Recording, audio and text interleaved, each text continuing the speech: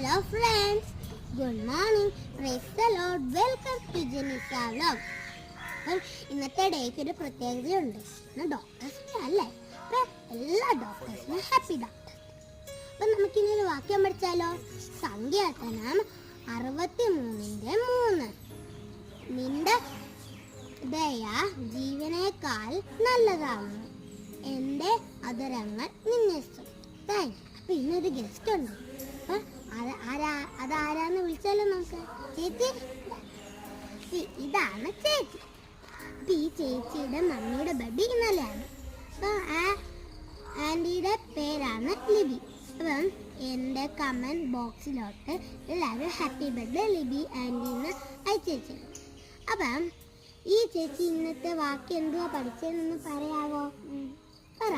യഹോവയുടെ ന്യായപ്രമാണം അനുസരിച്ച് നടക്കുന്ന നിഷ്കളങ്കരായവർ ഭാഗ്യവാന്മാർ.